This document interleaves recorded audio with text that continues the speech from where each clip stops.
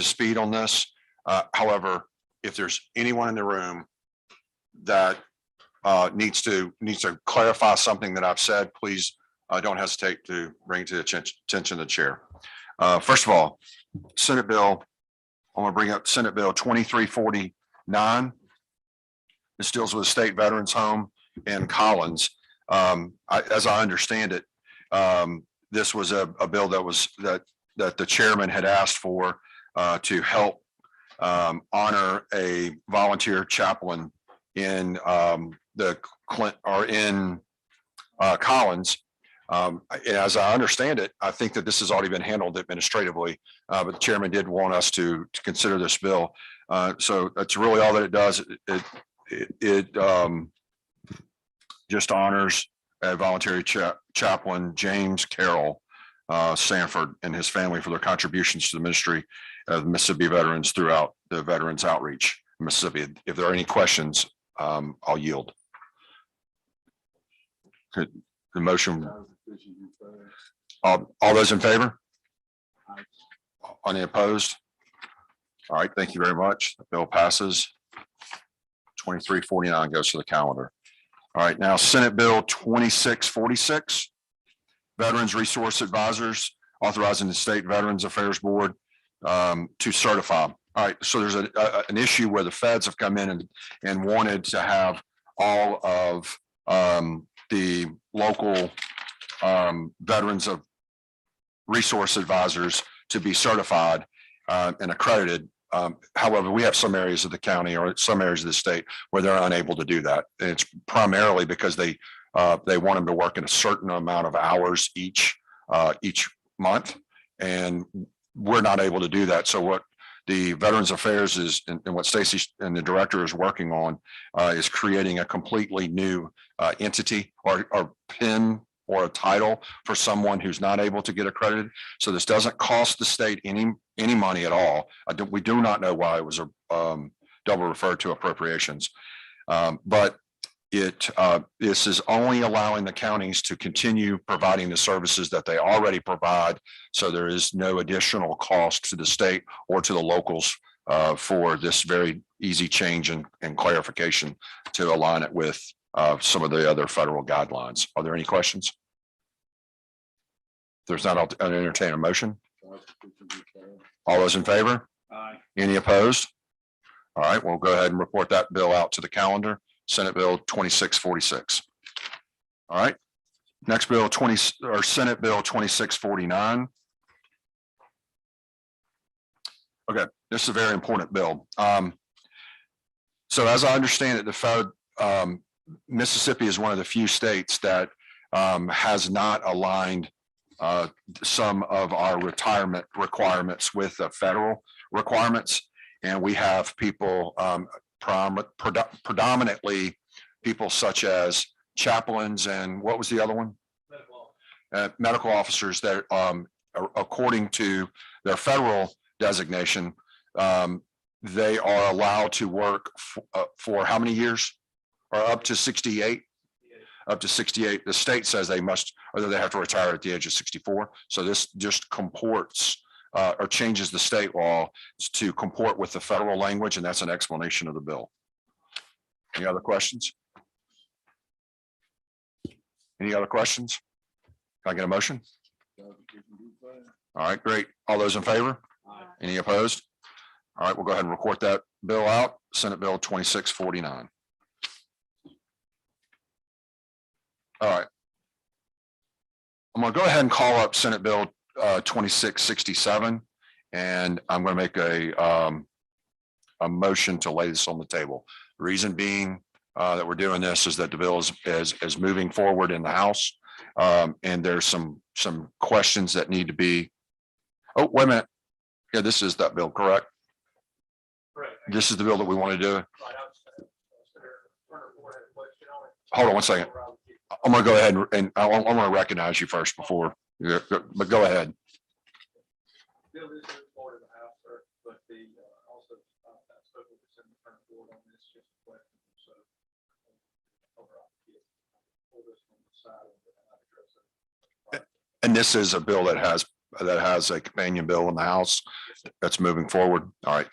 So I'll entertain, well, I'm gonna go ahead and lay the bill on the motion. I'll lay it on the table, subject to call, Subject to call. subject to call. All right, so now that moves down to the last bill, Senate Bill. Need to vote on that motion. Oh, we do? Oh, I'm sorry. So all those in favor of the motion to lay on the table, subject to call. Any opposed? All right, we'll lay that bill on the table. Senate Bill 2848. Senator Jordan, this bill came on behalf of Senator Jordan, and the chairman asked me to go ahead and help out here and see if we can't get this bill passed out. This bill authorizes the Veterans Affairs Board to work with the American Legion organizations in the Delta, this is predominantly in the Delta area, to provide transport for veterans to the Veterans Hospital in Jackson. And it would also help with adding it to community-based health clinics for medical appointments. And it says to be provided at no cost to the state. This is maybe a little problematic because somebody's going to have cost and there's no federal dollars that are available to this. But should there be some type of federal grant or something that would come along, this would just authorize the Veterans Affairs Board to at least consider the request. So that's an explanation of the bill. Are there any questions? Can I entertain a motion? All right, great. Motion's title sufficient to pass. All those in favor? Any opposed? We'll go ahead and report that out to the calendar. Senate Bill 2848. All right, thank you. That's all that we have on our agenda for today. I'll take it. Mr. Chairman, I would ask that we enter a motion to reconsider 2848. Um, What from the director? If you want to take it up now. 2848. One we just passed. Okay. Reconsider. So there's a motion to reconsider. All those in favor? Aye. Any opposed? All right, so now the bill is back before us. Mr. Chairman, I would like to ask that you recognize the director and let him speak to the bill. I'd like to hear his thoughts, if you would allow it. No problem. Director, you're so recognized. Thank you, Mr. Chairman. Would you, for the record, would you state your name, since we're live, would you state your name, director, and what you represent? Stacy Pickering, Executive Director, Mississippi Veteran Affairs, working at the Veteran Affairs Board, implement our mission on behalf of the state. While there is a transportation problem in the Delta, this bill, we're confused from the standpoint of authorizing us to partner. There's no money attached to the bill for transport veterans or anyone. The problem is, the veteran wants transportation fee in medical center in Jackson right now. They cannot go on the non-ambulatory transport paid for by Medicaid, Medicare. Medicaid, Medicare will not reimburse because they're not going to a Medicaid, Medicare facility. It will go to the facility. It's a federal problem that I think a congressional delegation could address very easily. But from our standpoint, this bill does not fix the problem because it says it has to be at no cost to the state. We have no buses or vans for transportation, even pay the cost for the American Legion post. So how this would work, we weren't approached by it. We found when the bill dropped, there's no way we could implement this if there is federal funds available or some funding stream eventually. But the way this bill is written, it really is not going to accomplish anything on behalf of veterans, specifically the Delta, where the biggest problem for this is. So let me ask you, if you don't mind,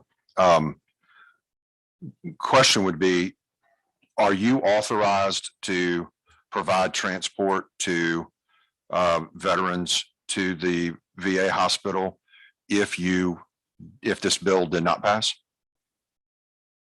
I don't know if we're legally authorized to do so. We transport our veterans that are residents of the veterans' homes. We are authorized to do that. We do have buses and vans. Those are dedicated to the 4 and soon to be 5 veterans' homes. Outside of that, we rely on American Legion VFW chapters in Lamar County. They call it coming together and bought a van that they run to Jackson 3 days a week. DAV runs about half a dozen vehicles in different parts of the state. We are not involved in that at all. Because of liability issues involved in that process, where the drivers have to be insured on their own, on their personal insurance. DAV does provide those vans that makes those transports, but we're not involved in any of those others. So why we would be involved with these American Legion posts in this market and in this way with no money to the state, I really, it's not clear how this would work.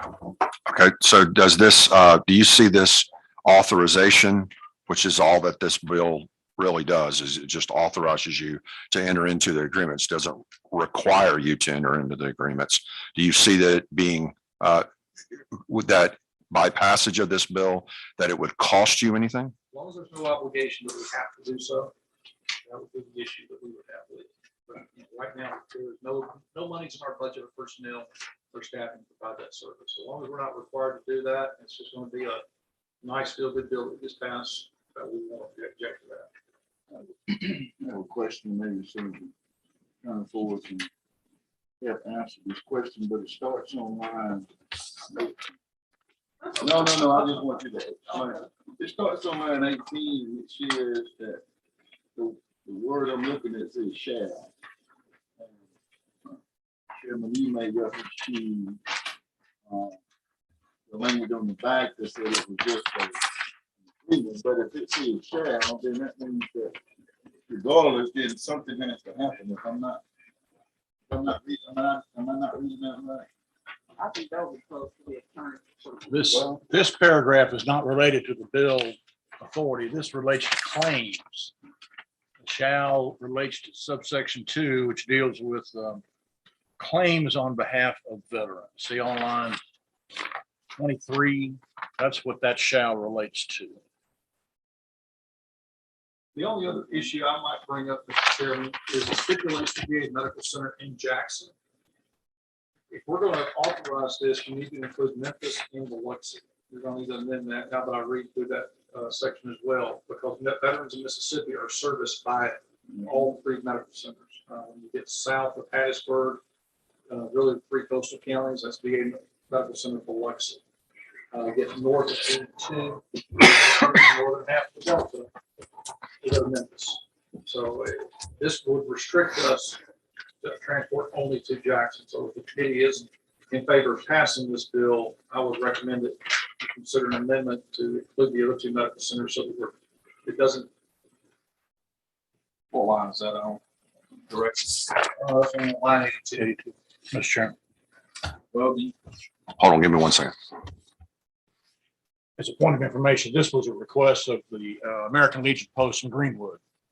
They requested that they be given this authority at no cost to the state, which is what the director has said. And I wondered when we drafted this why it was needed, and I think they wanted the state agency to give a formalized program approach to them bringing veterans to Jackson and to clinics from the Delta. And but it was a request from the Greenwood Post. That's why it's written in terms of Jackson.